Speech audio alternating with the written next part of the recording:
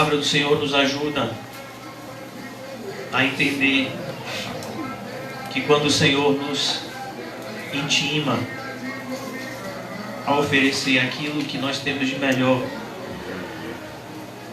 é nada mais do que nos mostrar que Ele ofereceu aquilo que Ele tem de melhor. Estava falando na minha oração de confissão, agora que vocês ouviram.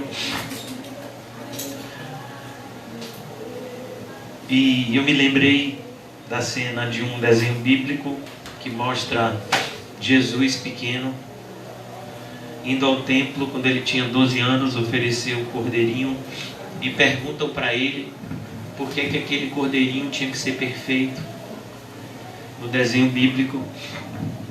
E ele fala justamente isso, porque é para Deus e a gente tem que dar o nosso melhor para Deus. E aqui nós vamos ver que o Senhor não vai aceitar, o Senhor não tem aceitado nenhum tipo de oferta ou adoração que não seja exatamente a oferta e adoração que Ele espera que nós venhamos a ofertar e adorar, como está estipulado na Bíblia. Antes de começar a exposição desse texto, irmãos, eu gostaria de convidar vocês a abrirem comigo uma das passagens mais lindas da Bíblia, João capítulo 4. No Evangelho de João capítulo 4, nós vamos ver a realidade de uma mulher rejeitada e de como essa mulher rejeitada ela reage quando ela se encontra com o Senhor. Eu vou fazer a leitura a partir do versículo 19, João 4, 19. Senhor, disse a mulher, vejo que tu és profeta. Nossos pais adoravam neste monte. Vós, entretanto, dizeis que em Jerusalém é o lugar que se deve adorar.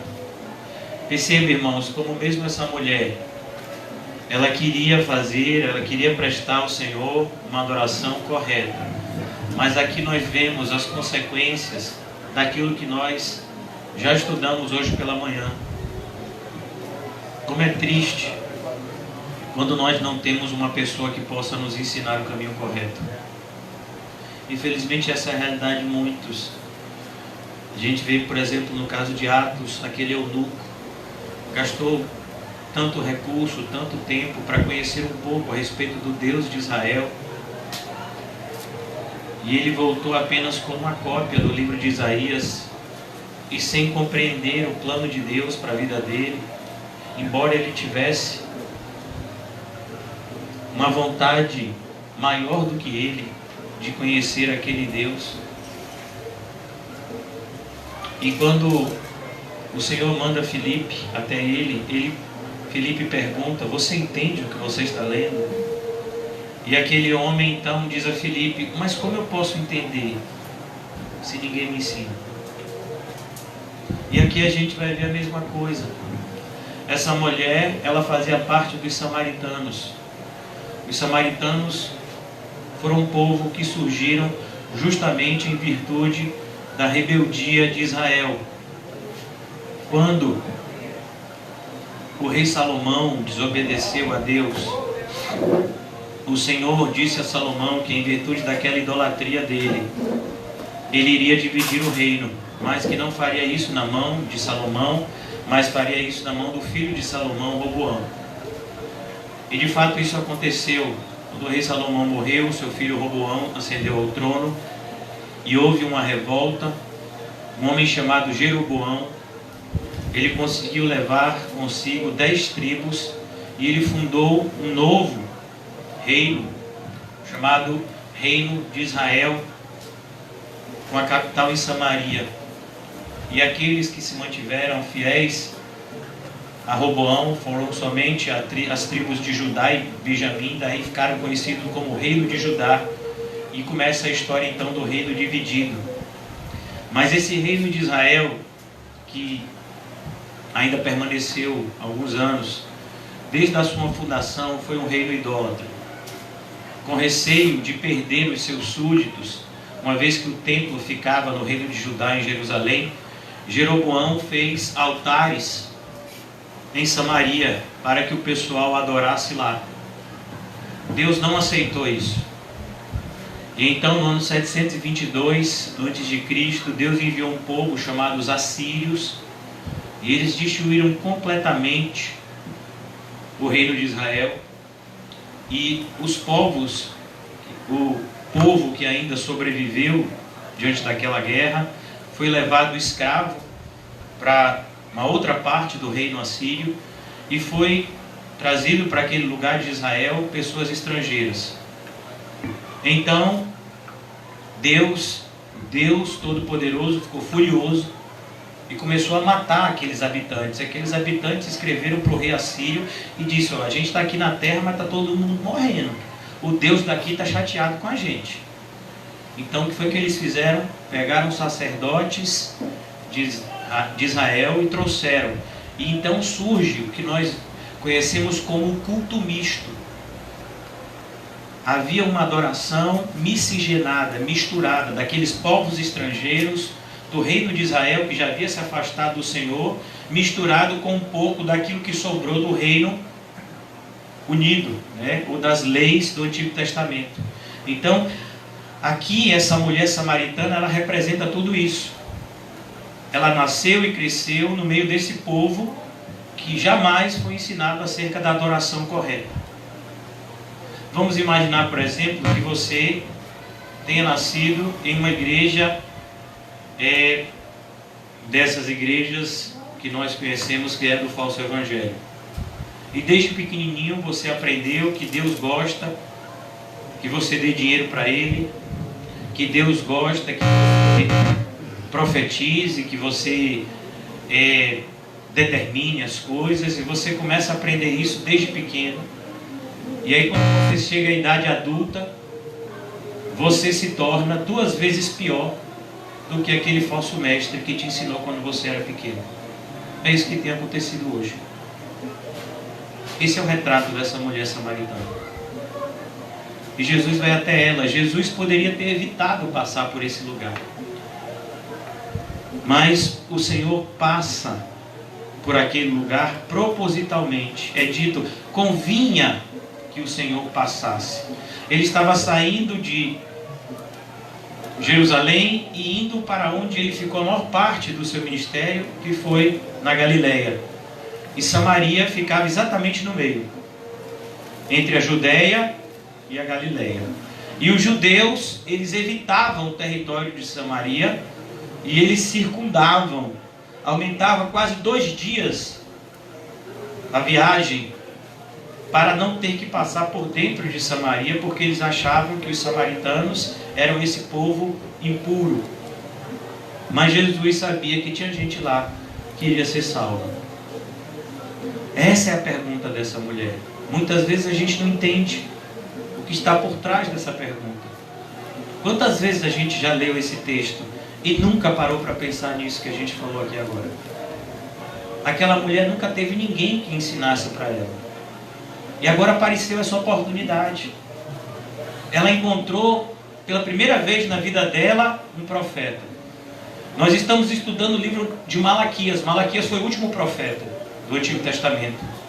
Surge João Batista. Mas João Batista, ele surge de maneira muito rápida. Ele prega o batismo de arrependimento. Ele batiza Jesus. E logo depois ele é preso por Herodes e morto.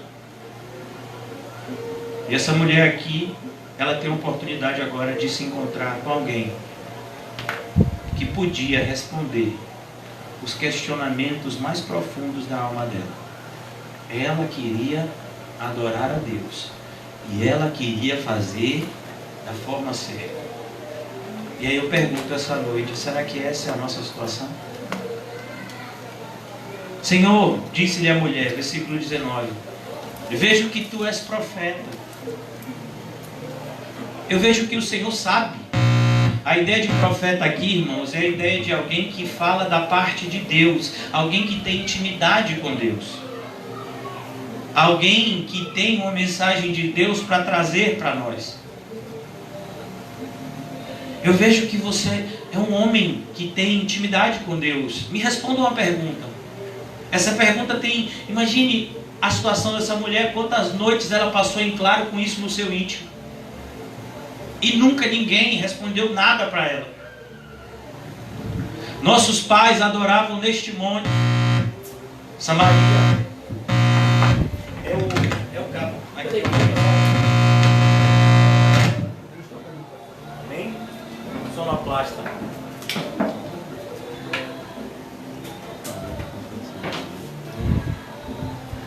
Amém, irmãos? Amém. Então, ela diz: os nossos pais adoravam neste monte. Vós, entretanto, vós, quem são vós? Quem era Jesus? Um judeu. A pessoa olhava para Jesus e via em Jesus um judeu característico da sua idade, da sua época. Tanto que em determinado momento, quando ele vai passar em outra aldeia samaritana, diz: ó, você é um mestre judeu, a gente não quer nada com o senhor. Porque Jesus, ele aparentava ser quem de fato ele era. Nossos pais adoram neste monte. Vós, entretanto, dizeis que é em Jerusalém é o lugar onde se deve adorar. É justamente esse templo que Malaquias está dizendo no capítulo 10. Quem dera fechasse a porta do templo.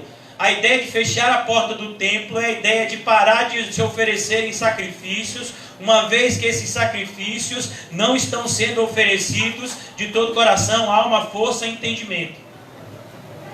Então essa mulher disse Jesus à mulher: mulher, podes crer-me. Olha que coisa. Eu sei que você sempre quis alguém que ensinasse. Pode acreditar o que eu estou lhe dizendo aqui agora. Que a hora vem, quando nem neste monte, nem em Jerusalém adorareis ao Pai. Jesus está dizendo aqui, já apontando para a realidade do Evangelho que alcançaria o mundo inteiro. E que não seria mais limitado a um templo específico, porque o templo agora seria o próprio Cristo. Aquele que depois de derribado, levantaria 3 dias depois. E nunca mais seria derrubado. As pessoas dizem, tem demônios quando Jesus fala isso. Porque Jesus diz, destruam esse templo e eu edificarei 3 dias. Esse templo demorou 50 anos para construir. E ele está dizendo, ele tem demônios. E aqui, essa mulher está diante de Jesus e ele diz, olha, você está procurando algo que é correto, mas eu estou lhe apresentando algo novo. Uma adoração que vai ser instituída a partir de agora. A promessa que foi feita desde Adão e Eva, a promessa que foi feita a Abraão, a promessa que foi feita a Davi, se cumpre agora. Chegou o Messias. Chegou aquele que pisaria na cabeça da serpente. Chegou o descendente de Abraão que abençoaria todas as nações da terra. Chegou o rei que é descendente de Davi e que reinaria perpetuamente sobre toda a criação. Chegou agora. Versículo 22. Vós adorais o que não conheceis. Percebe, irmãos? Quando Jesus diz que nós devemos adorar, ele diz, nós devemos adorar de todo entendimento. Há uma repreensão que o apóstolo Paulo faz em Romanos capítulo 10. Os judeus têm zelo, porém sem entendimento. E aqui, disse-lhe Jesus à mulher, podes crer-me, que a hora vem, quando nem neste monte, nem em Jerusalém adorareis ao Pai. Vós adorais o que não conheceis. Nós, quem são nós aqui? Os verdadeiros judeus. Jesus, Maria, João Batista, Zacarias, Isabel, Simeão, Ana e tantos outros que esperavam a chegada do Messias. O próprio Nicodemos, que aparece no capítulo 3, e aqui ele diz, nós adoramos o que conhecemos, porque a salvação vem dos judeus. Ela vem dos judeus. É necessário que o rei dos judeus morra e ressuscite, para que então ele reine sobre toda a criação. Mas vem a hora, e já chegou, em que os verdadeiros adoradores, percebe? Verdadeiros adoradores. Verdadeiros. Qual era a característica dos fariseus? Eles eram falsos. A ideia de hipocrisia é a ideia de falsidade. É a ideia de alguém que finge ser quem não é. Mas vem a hora em que os verdadeiros adoradores adorarão o Pai em espírito e em verdade. Qual é o culto que agrada a Deus, irmãos? Em espírito e em verdade. Por isso de nada adianta palavras bonitas, uma teologia toda certinha que se encaixa, se não tem vida espiritual. De nada adianta, irmãos, vivemos uma vida fingida, aparentando ser quem não somos. Deus nos deu o privilégio da confissão, e junto com esse privilégio nos fez uma promessa, que todo aquele que confessa e deixa alcança a misericórdia. O apóstolo João, o último dos apóstolos vivos, está agora com essa responsabilidade de apacentar toda uma igreja. Todos os apóstolos já haviam morrido nessa época. E ele, como o último dos apóstolos vivos, escreve: filhinhos, não pequeis. Não pequem. Mas, se vocês pecarem, não se esqueçam, jamais, que nós temos um intercessor, um advogado, que não abandona a nossa causa, que não nos larga, mas que intercede por nós junto ao Pai. Jesus Cristo, o justo. E aqui essa mulher estava diante desse Jesus Cristo, o justo. Versículo 23. Porque são estes que o Pai procura para seus adoradores. Percebe, irmãos, que essa procura, ela nunca parou de existir. Essa procura vem desde Abel, o primeiro adorador. O que Abel fez que agradou a Deus? Ele adorou a Deus por meio das suas ofertas.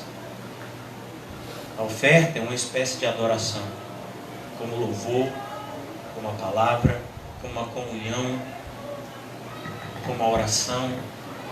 Tudo isso faz parte da adoração. E ele diz: são estes que o Pai procura para seus adoradores. Será que o Pai encontra aqui nessa noite, em nós, esse tipo de adorador? Em mim? E agora Jesus vai explicar para essa mulher, porque não adianta apenas, irmãos, falarmos o que é errado se a gente não explicar o que é certo. Essa mulher nunca teve ninguém que ensinasse nada para ela, e Jesus não ia deixar que isso continuasse assim. E ele diz: Deus é Espírito. Imagine os samaritanos que têm um culto muito parecido com determinadas igrejas hoje, que acreditam que determinados rituais por si só trazem qualquer tipo de benefício. Ah, então se eu subir no monte eu vou conseguir. Ah, então se eu passar o óleo eu vou conseguir. Ah, então se eu fizer a campanha eu vou conseguir. Ah, então se eu determinar eu vou conseguir. Os samaritanos tinham culto miscigenado. Jesus então mostra para essa mulher: olha o que você está errando. Você está achando que Deus é como nós. Nós temos uma parte material e uma parte espiritual. Deus não. Deus é totalmente espiritual. E ele diz aqui: Deus é espírito. E ele não vai mudar. Somos nós que temos que mudar. Deus é espírito, e importa que os seus adoradores o adorem em espírito e em verdade. Vocês perceberam que Jesus repete isso? No versículo 23, em que os verdadeiros adoradores adorarão ao Pai em espírito e verdade. Versículo 24, importa que os seus adoradores o adorem em espírito e verdade. Percebeu a repetição seguida? Porque repetição, toda vez que vemos repetição assim na Bíblia, é porque Jesus quer chamar a nossa atenção. Não adianta um culto em carne e em mentira. Não adianta. Não adianta, irmãos, você vir cultuar a Deus aqui essa noite se você está tentando salvar a sua vida. Não adianta você tentar apresentar algo para Deus se você não está disposto a entregar nas mãos de Deus. Não adianta. Você precisa adorar a Ele em espírito e em verdade. Eu sei, respondeu a mulher, que há de vir o Messias. Percebeu? Ela sabia disso. Por quê? Porque já estava escrito desde o Antigo Testamento, principalmente no Pentateuco. Mesmo aqueles que só acreditavam na Torá, os livros da lei. Há de vir o Messias. Você vai ver que quando Jesus nasceu, quem foi que veio adorar Jesus? 3 sábios do Oriente. Eles nem eram judeus, mas eles já esperavam o Messias, e eles sabiam qual era o sinal do nascimento do Messias. Qual era?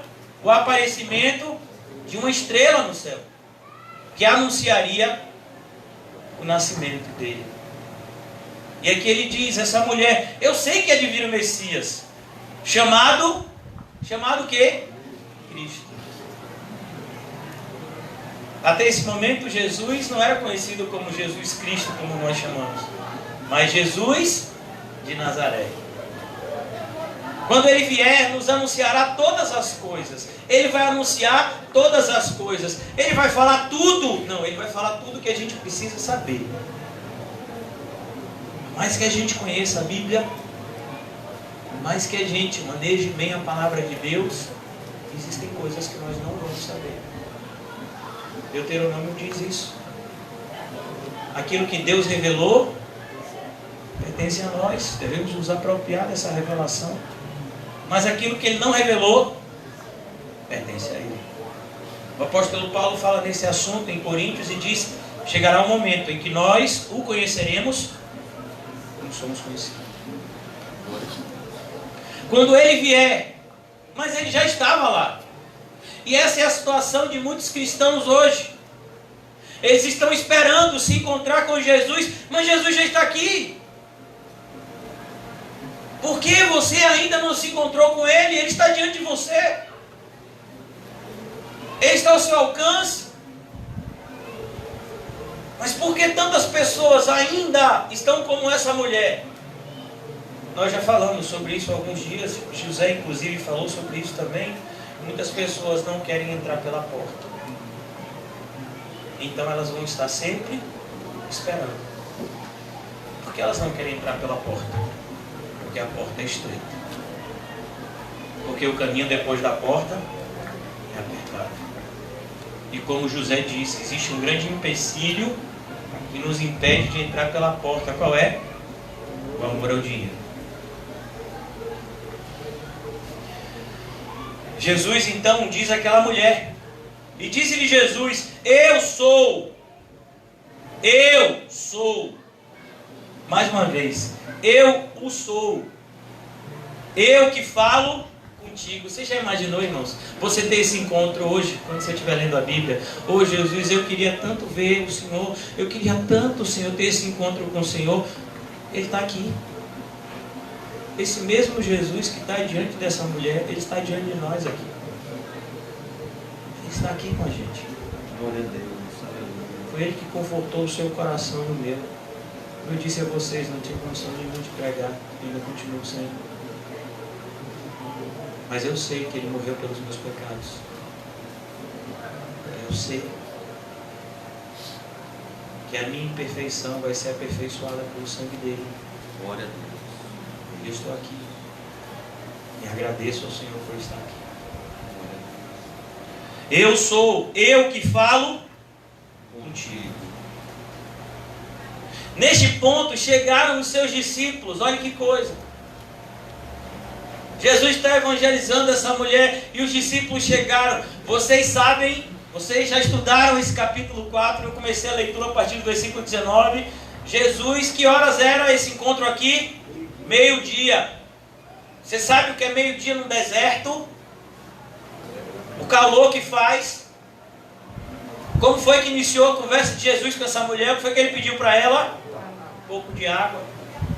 Porque o nosso Senhor, 100% Deus, 100% homem, ele tinha sede também.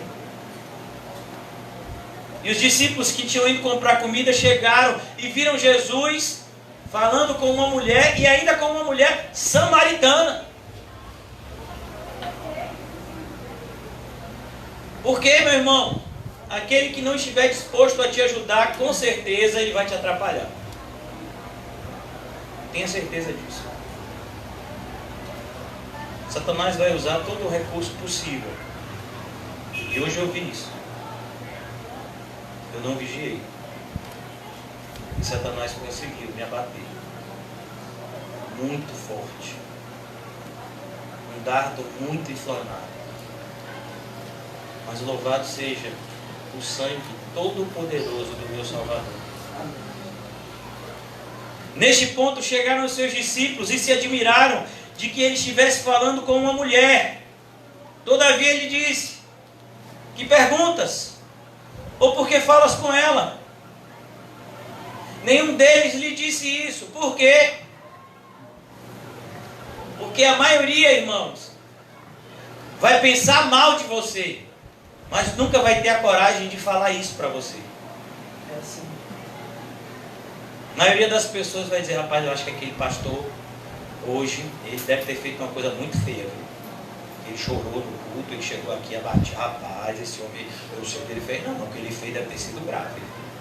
E foi mesmo. Para minha comunhão com Deus foi. Graças a Deus não teve nenhum dano maior. Mas muitas pessoas são assim. Porque não tem coragem de falar com você e comigo. Você está com alguma dúvida em relação a mim? Vem conversar comigo.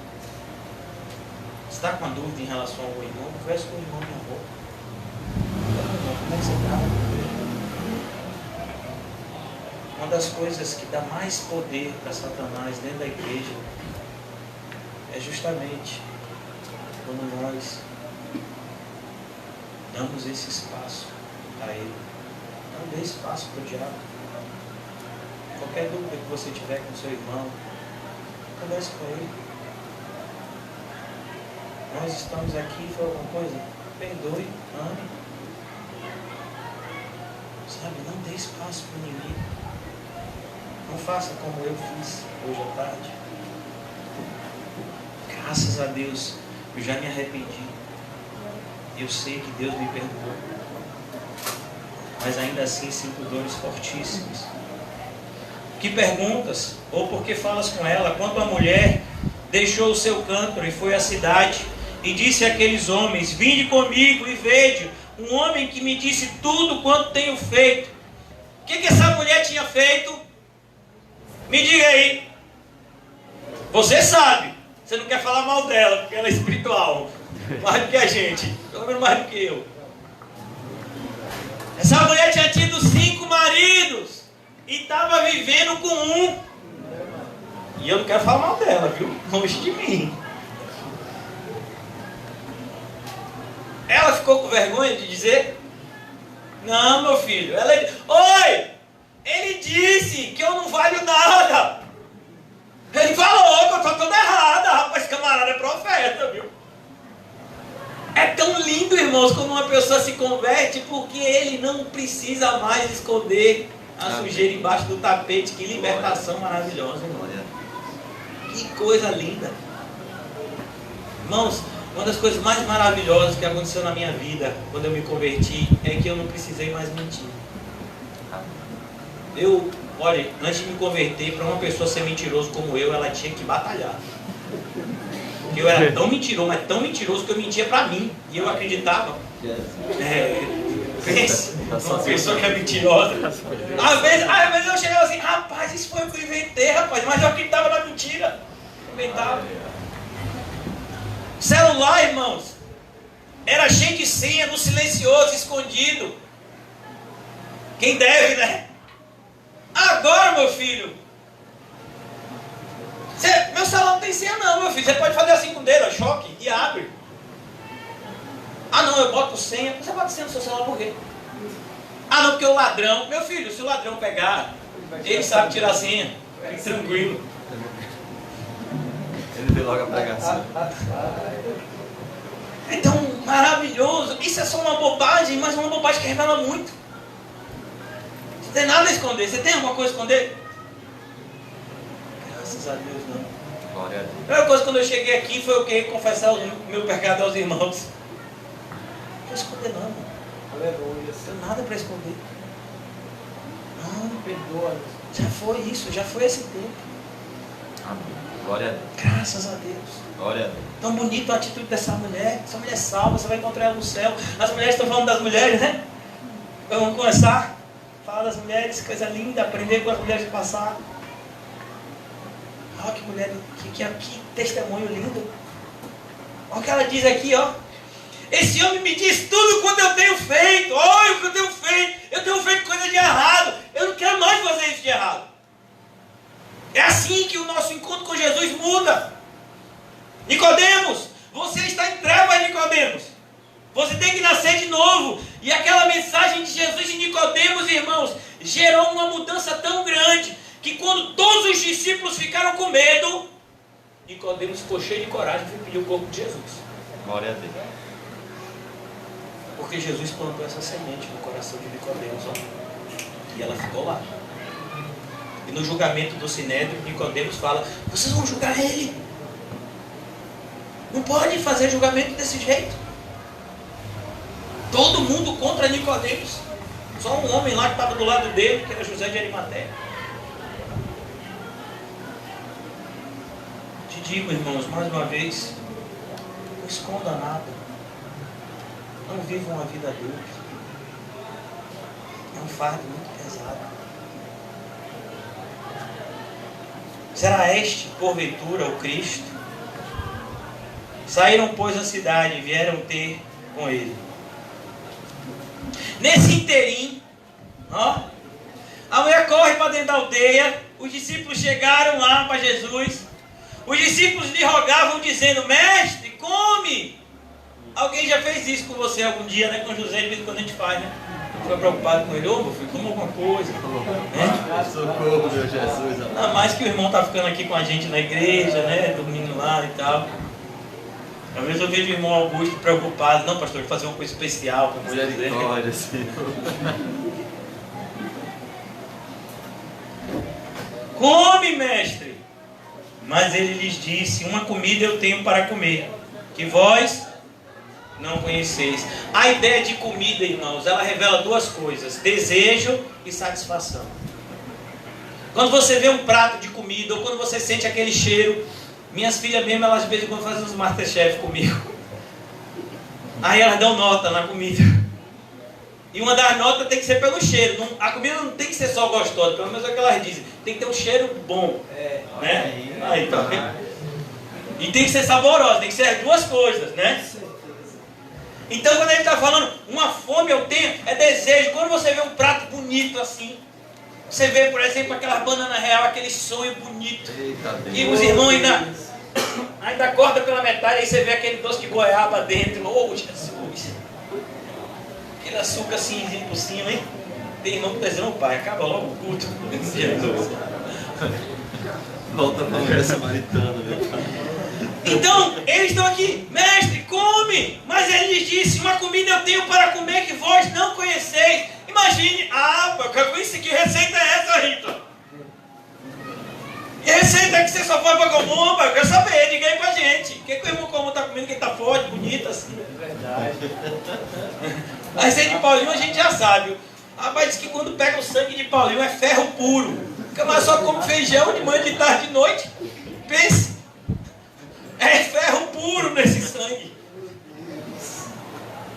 Por isso que quando chega lá para doar, meu filho, o pessoal fica querendo tirar o sangue todo do bichinho. Eu disse, não, calma. Então aqui ele diz, diziam então os discípulos uns aos outros, ter-lhe-ia porventura alguém trazido o que comer? Olha a mentalidade. Jesus diz que a gente tem que adorar o quê? Em espírito. E eles estão aonde? Como aqui? Na carne pura, tutelo. Aqui tá, no tutano, quer dizer. Carne pura aqui. O bichinho ali, Jesus tinha comido nada, estava pregando o evangelho. E eles estão dizendo, rapaz, eu acho que ele não está querendo comer, porque eles mesmos estavam, né? Vocês sabem daí como é que eles são. Passa pelo meio da seara, pega as espigas, come, eles não ficam para trás não, meu filho. É todo mundo recheado. Versículo 34. Disse-lhe Jesus, a minha comida consiste em fazer a vontade daquele que me enviou e realizar a sua obra. Tem uma coisa que eu desejo, tem uma coisa que me satisfaz. Duas palavras, desejo e satisfação. Nós cristãos erramos quando nós queremos negar os nossos desejos. Nós não temos que negar os nossos desejos, nós temos que trocar os nossos desejos. Quando nós éramos ímpios, nós desejávamos coisas ruins. Glória a Deus. Pedra, escorpião, serpente. E o nosso Pai não nos dava isso. Agora que a gente é cristão, a gente deseja pão, ovo, peixe. É o que Jesus fala. Vocês que são maus sabem dar bons presentes aos vossos filhos, que dirá Deus que é bom. Nosso desejo é trocado. O que é que o apóstolo Paulo dizia? O viver é Cristo e o morrer é lucro. Isso é desejo. Eu faço de tudo para com todos, para se possível. Isso é desejo. Eu estou dividido. Eu não sei se eu vou logo para a glória ou se eu fico aqui, porque fazer a vontade do Pai aqui, evangelizar, ver as pessoas sendo salvas, é maravilhoso. O que é que Paulo está dizendo? Eu tenho desejo de que pessoas sejam convertidas. Quando ele escreve aos Romanos, o que é que ele diz? Eu quero passar por vocês e chegar até um lugar onde o evangelho não foi alcançado, que era a Espanha. Eu tenho desejo. Eu me satisfaço com Cristo, porque eu aprendi a viver contente em toda e qualquer situação. É isso que Jesus está nos ensinando. Desejo, satisfação. A minha comida consiste em fazer a vontade daquele que me enviou e realizar a sua obra. Não dizeis vós que ainda há 4 meses a ceifa, ou seja, Jesus está num período do ano em que a ceifa, a colheita, ainda faltava 4 meses para a colheita.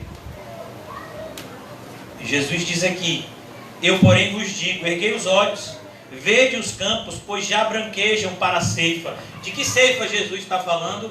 Daquela aldeia. E Jesus ia evangelizar logo logo. Enquanto Jesus está tendo essa conversa com os discípulos, aquela mulher está falando lá para a aldeia, né? Gritando. Eu encontrei o Messias, ele falou comigo. Eu encontrei o Messias. E quando Jesus, daqui a pouco a gente vai ver, Jesus vai até aquela aldeia e o pessoal fica tão maravilhado com aquilo que Jesus faz que pede para que ele não vá mais embora, que ele fique lá. Coisa. E a gente já sabe, porque a gente falou aqui no começo, como os judeus e os samaritanos não se davam bem. Mas esses samaritanos aqui eram diferentes. Eles não deixavam a rivalidade entre esses dois povos falar mais alto do que a mensagem de Cristo.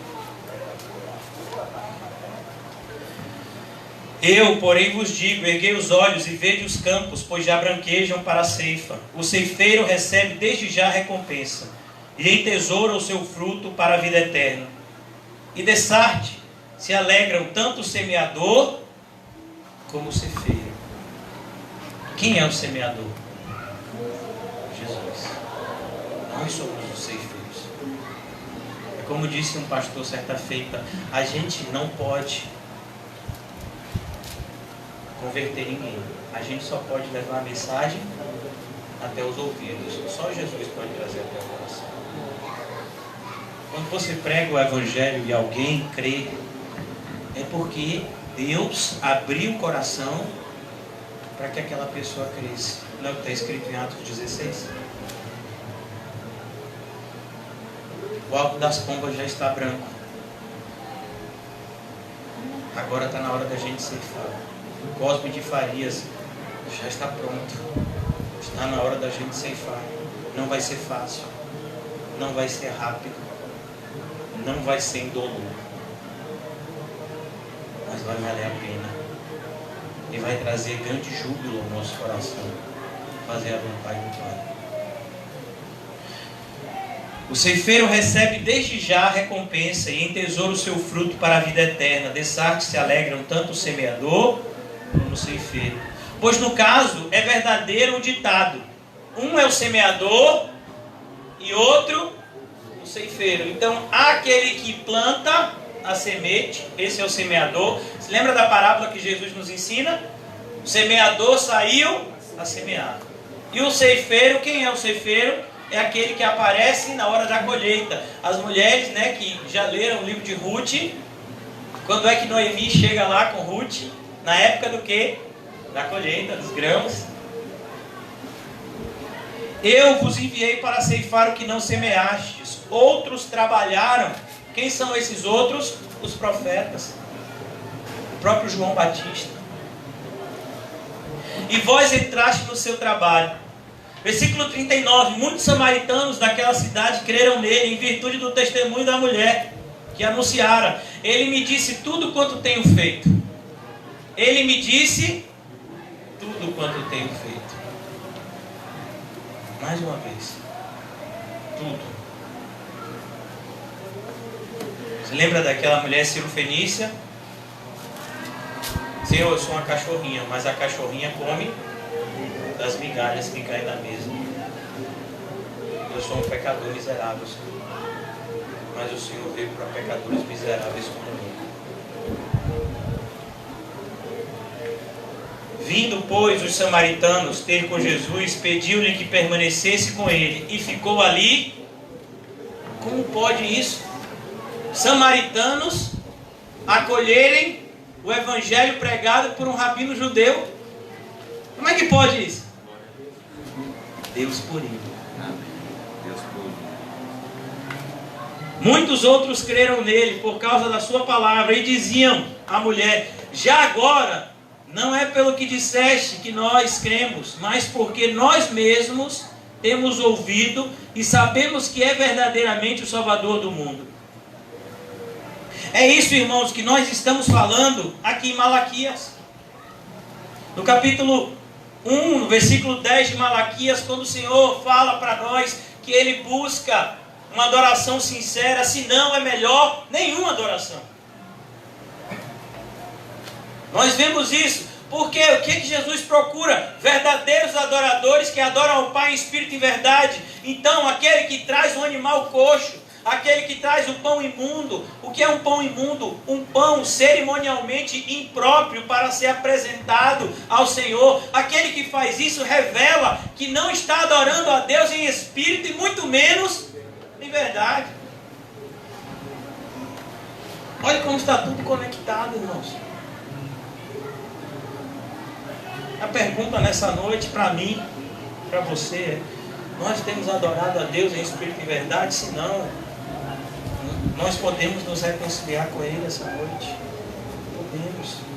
Nós podemos confessar os nossos pecados. Ele é fiel e justo para nos perdoar de todos eles. Tomara houvesse entre vós quem feche as portas, para que não acendesses debalde o fogo do meu altar. Por que o fogo, irmãos? O fogo é a ideia de juízo. O fogo é a ideia de revelação. Não adianta você e eu tentarmos esconder algo do Senhor, Ele sabe. O importante é que eu e você possamos nos reconciliar com o Senhor antes do juízo. Eu não tenho prazer em vós. Olha que coisa triste. Oh meu Deus, que coisa triste quando a gente entristece a Deus. Que coisa triste quando a gente faz algo que a gente sabe que Deus não se agradou daquilo. É verdade. Eu sei o que é isso. Tanta tristeza, tanta decepção com a gente mesmo. Meu Deus, me perdoa. E por mais que a gente saiba que Deus já nos perdoou, a gente ainda fica triste, a gente se questiona. E eu ainda pensando isso e fazendo isso a essa altura da caminhada. A essa altura. Falam para mim, irmãos. Eu não tenho prazer em vós, diz o Senhor dos Exércitos, nem aceitarei da vossa mão a oferta. Que a gente não ouça isso do Senhor, irmãos. Que a gente possa ouvir do Senhor somente essa noite, mas principalmente naquele grande dia. Vinde bendito. Glória a Deus.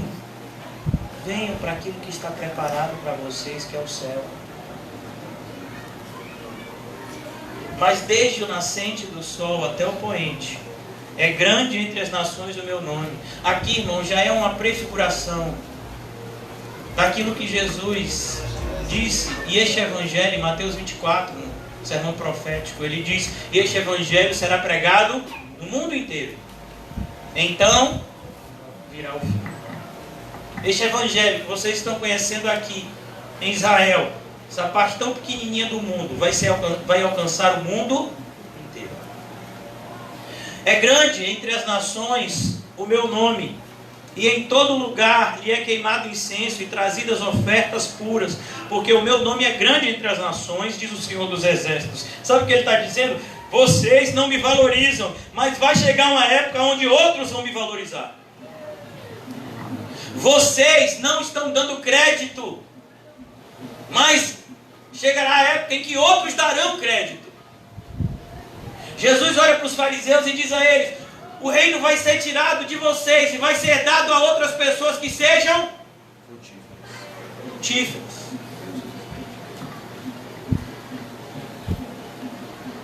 Versículo 12: mas vós o profanais. Outras pessoas vão valorizar aquilo que vocês não valorizam. Ele veio para os seus, mas os seus não receberam. Mas todos quanto receberam, deu-lhes o poder de serem feitos filhos de Deus. Os judeus negaram a Cristo, mas Cornélio, que nem era judeu, acreditava e orava a tal ponto de Deus enviar um anjo e dizer: Cornélio, as tuas ofertas, olha, ofertas, e as tuas orações chegaram até aqui, ao céu. Versículo 12: mas vós profanais quando dizeis: a mesa do Senhor é imunda, e o que nela se oferece, isto é, a sua comida é desprezível. Será que essa é a nossa opinião aqui? Que aquilo que acontece aqui é imundo, é desprezível? Ou será que nós valorizamos o que nós temos aqui? Oh meu Deus, como eu agradeço por essa noite. Como eu precisava estar aqui com os meus irmãos e acima de tudo com o meu Salvador. Quando todos fecham as portas para nós, o Senhor abre os seus braços. Sabe aquele filho pródigo? Todo sujo, imundo. Glória a Deus. O pai abraçou e beijou. Você já imaginou essa cena? Eu e você. E o filho pródigo não sou eu e você. Antes da nossa conversão, não. Somos nós todos os dias. Todos os dias a gente se suja. E a gente sobe ao templo, como aquele publicano, batendo no peito e dizendo: Tem misericórdia de mim, Senhor, que sou pecador. Isso não é porque a gente não aprende com ele, não, irmãos. Isso é porque a gente está sendo limpo. Mais ainda. O limpo, limpe-se mais ainda. O que Jó disse? Vocês se lembram? O que eu mais temia me sobreveio. Já aconteceu algo que eu temia bastante, me sobreveio. Mas apesar de todas as minhas falhas e fraquezas, o Senhor não me desamparou. E não me permitiu fazer algo. De repente o meu coração pecaminoso tinha o desejo de fazer. Porque a graça é mais poderosa do que a nossa força para pecar. É por isso que chamamos de graça irresistível. Graça soberana. É tão maravilhoso ter um Deus assim, irmãos, que nos coloca freios. Nos mostra quando estamos errados e que nos ajuda o caminho de volta, a enxergar o caminho de volta para casa. Sabe o que é mais bonito na parábola do filho pródigo? É que ele sabe que pode voltar para casa.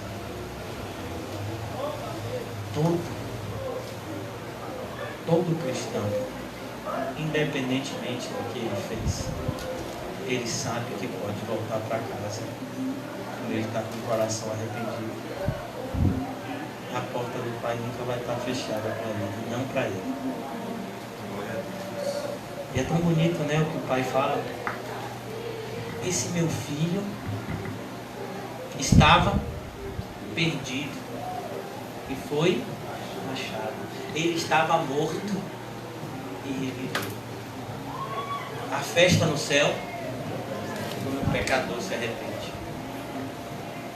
E aqui ele está mostrando isso. Porque vocês não valorizam aquilo que com tanto amor eu fiz para vocês. O templo foi feito com tanto amor para esse povo, irmãos. Olha que coisa linda.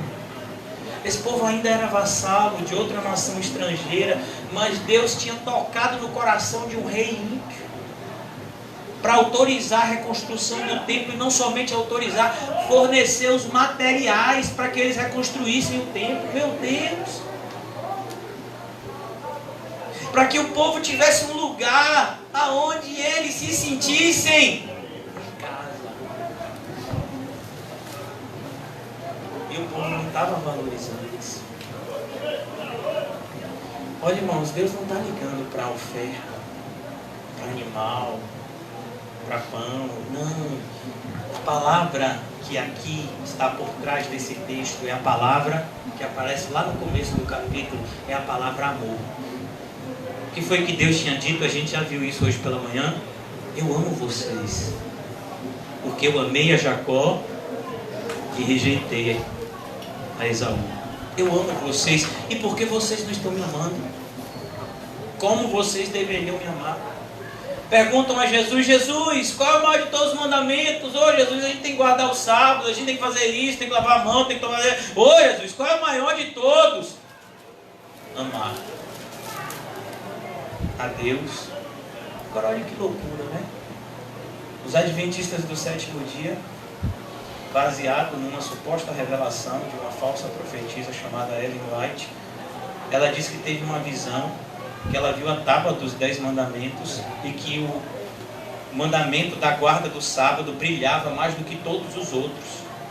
Por isso que eles são, né? Eles já tiveram vários nomes. E aí ficou, o mais conhecido que ficou até hoje é esse adventista do sétimo dia, porque eles têm a característica de que eles guardam o sábado. Para eles, embora eles não digam isso abertamente, mas é o que está escrito na confissão de fé deles, a guarda do sábado é o selo de quem de fato é de Deus e de quem não é de Deus. Agora imagina, foi isso que Jesus disse: guarde o sábado e você vai para o céu. Jesus disse isso para você? Qual é o maior de todos os mandamentos, Senhor? Ouve, ó Israel, o Senhor nosso Deus é o único Deus, e por isso nós devemos amá-lo. Mas nós não devemos amá-lo de qualquer forma. Nós temos que amar de todo o coração, alma, força e entendimento. É isso que Jesus fala. É isso que a gente vê aqui. Não adianta, irmãos, a gente estar diante do Senhor se a gente não estiver lutando para amar o Senhor e o próximo. Versículo 13. Já concluindo, eu queria que os irmãos já preparassem o momento da ceia, por favor. Dizeis ainda, que canseira. Olha, irmãos, eu vou parar aqui nessa noite. Quando a gente diz isso, irmãos, é porque está na hora de parar. Está na hora da gente, sabe, refletir. Está sendo cansativo você buscar Deus? É uma canseira para você ser amado por Deus? É uma canseira para você vir até o culto e ser lembrado que Deus te perdoou dos pecados? Isso é uma canseira para você?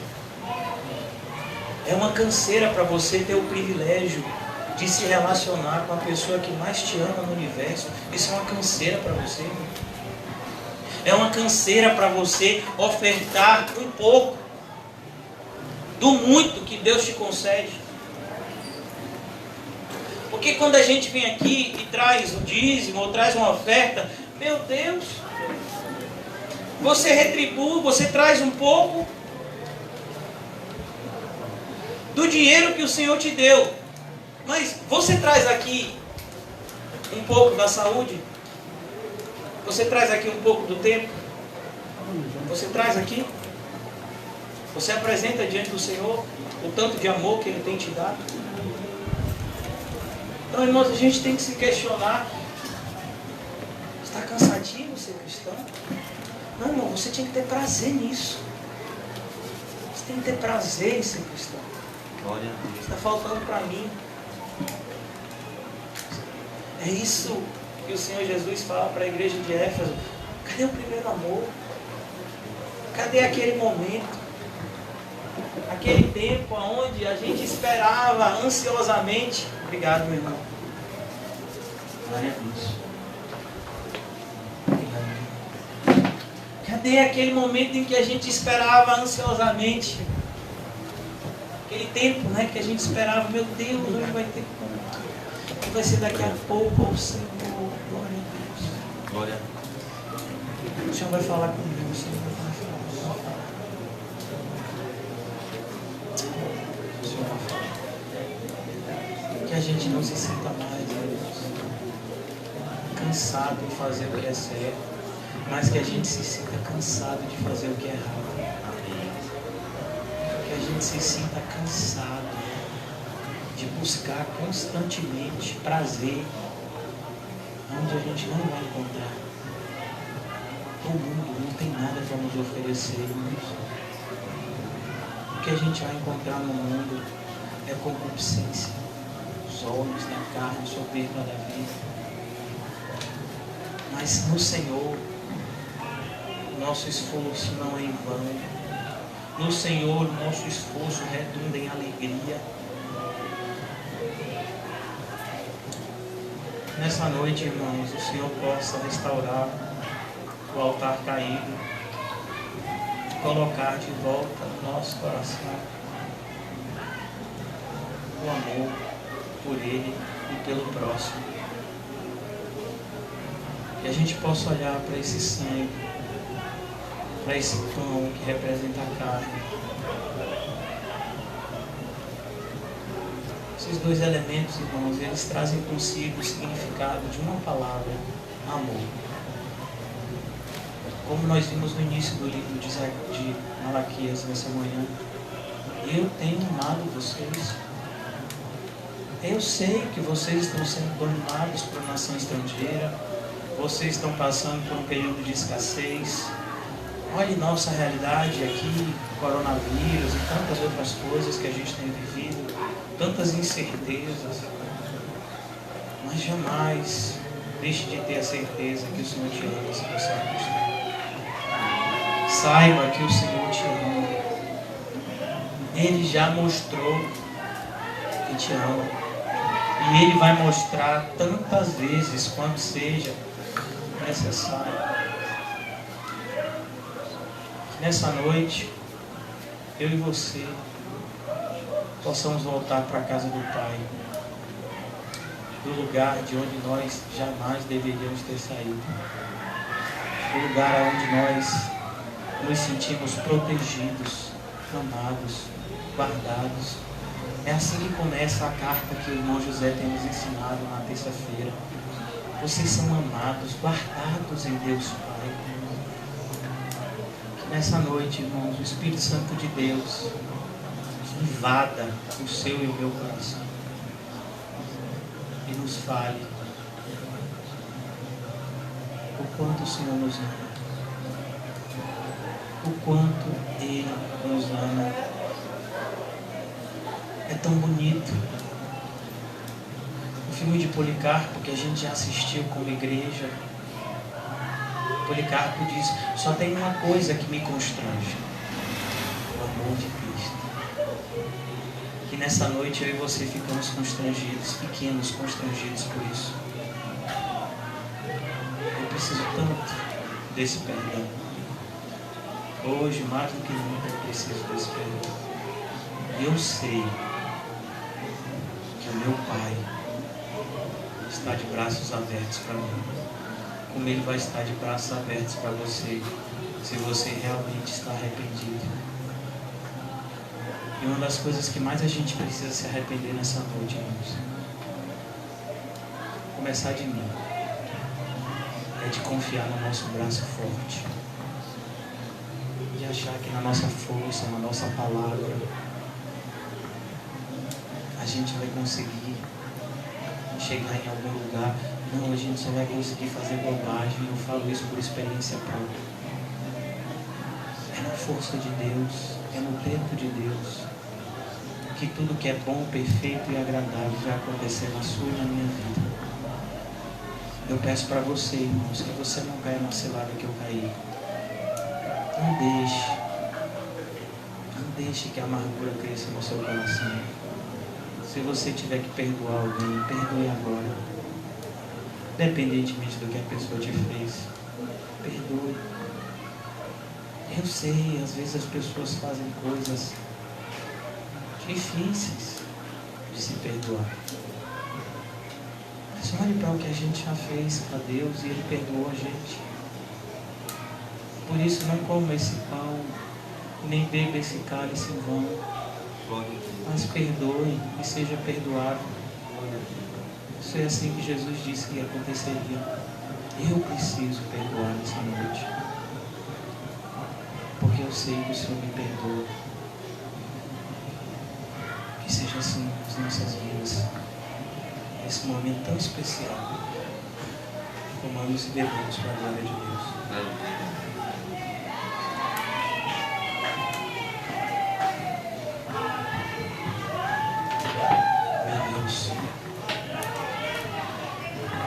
Me sinto envergonhado nessa noite, Deus. Me sinto, Senhor, como o apóstolo Pedro, quando negou o Senhor 3 vezes. Mas o Senhor foi buscar Pedro e restaurou ele. Ó Deus, o Senhor foi me buscar. E o Senhor me trouxe para o lugar onde o Senhor restaura o teu povo, que é na tua casa. Nós estamos aqui na casa do oleiro.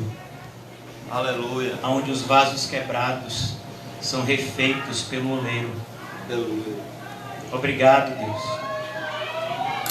Pois o Senhor não desiste de nós. Glória a Deus. Obrigado, Senhor. Pois cada vez que tropeçamos,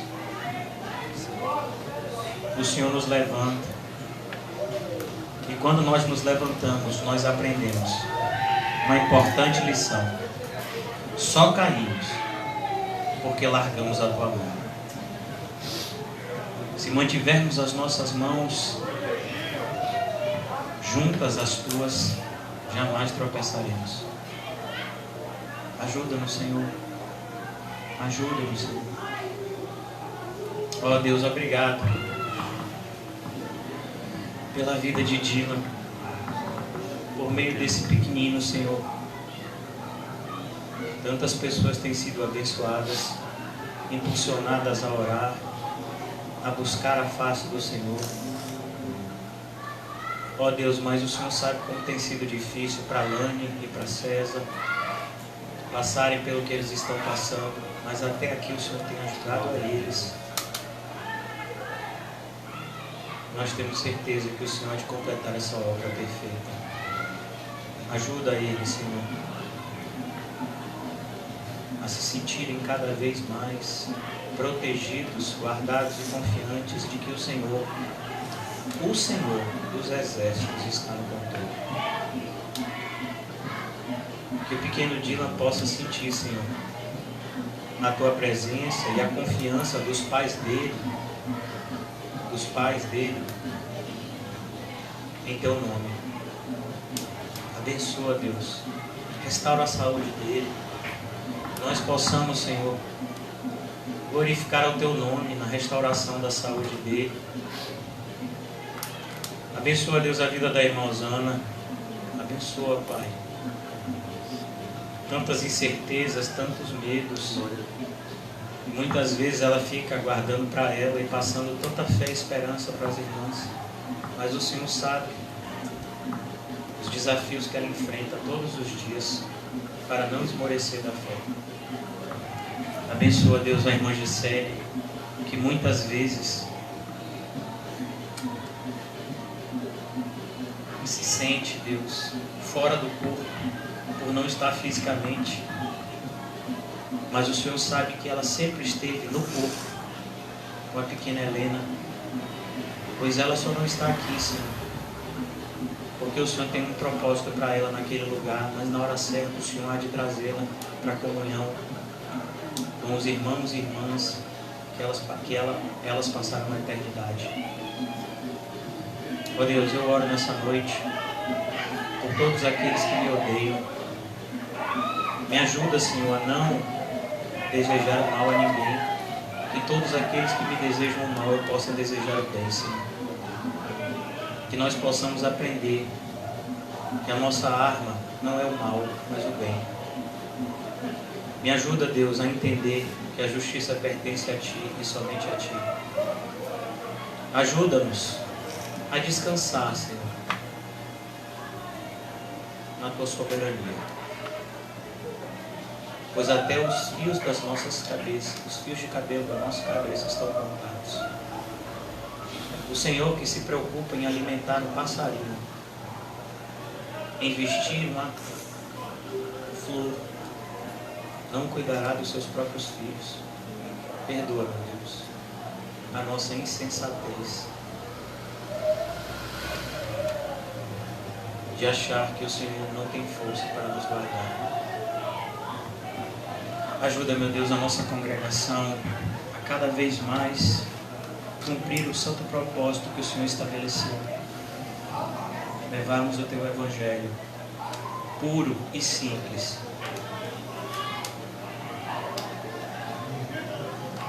a todas as criaturas.